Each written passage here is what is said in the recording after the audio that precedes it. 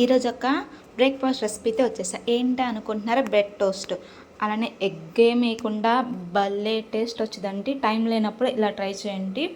ఎప్పుడు రొటీన్గా కాకుండా కూడా కొంచెం డిఫరెంట్గా ఉండాలంటే ట్రై చేయండి. ఇది ఒక గిన్నెలోకి 1 కప్ ఆనియన్స్, 1 టమాటో, కొంచెం పచ్చిమిర్చి చిన్నగా పీసెస్గా కట్ చేసుకుంటే ఏంటంటే మనకి తెలియదు పచ్చిమిర్చి వేసామని కూడా.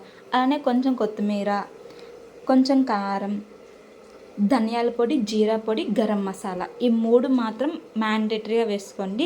టేస్ట్ అనేది ఇంకొంచెం స్పెషల్గా ఉంటుంది. కొంచెం పసుపు, సాల్ట్ వేసి బాగా కలుపుకోండి. అలానే అందులోనే ఒక 2 స్పూన్స్ కానీ 3 స్పూన్స్ కానీ శనగపిండి వేసుకొని అది కూడా మంచిగా వాటర్ పోసుకొని కొంచెం పలుచగా ఉండాలి. అలా అని చెప్పి మరీ పలుచగా కాకుండా థిక్గా కాకుండా ఉండాలి మీడియంలో.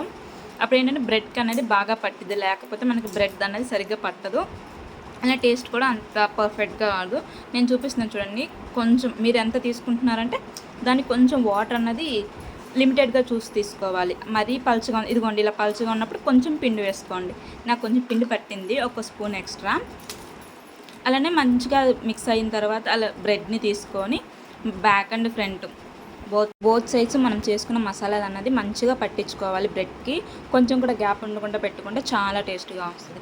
ఎందుకంటే మనం పెట్టుకోకపోతే కొంచెం చప్పగా అనిపిస్తుంది కాబట్టి అక్కడ. అలానే ప్యాన్ని హీట్ చేసుకొని కొంచెం ఆయిల్ వేసి బ్రెడ్ని మనం అప్లై చేసుకున్నది వేసేసుకోవాలి. 2 సైడ్లు మంచి గోల్డెన్ బ్రౌన్ కలర్ వచ్చేటట్టు ఫ్రై చేసుకోవాలి.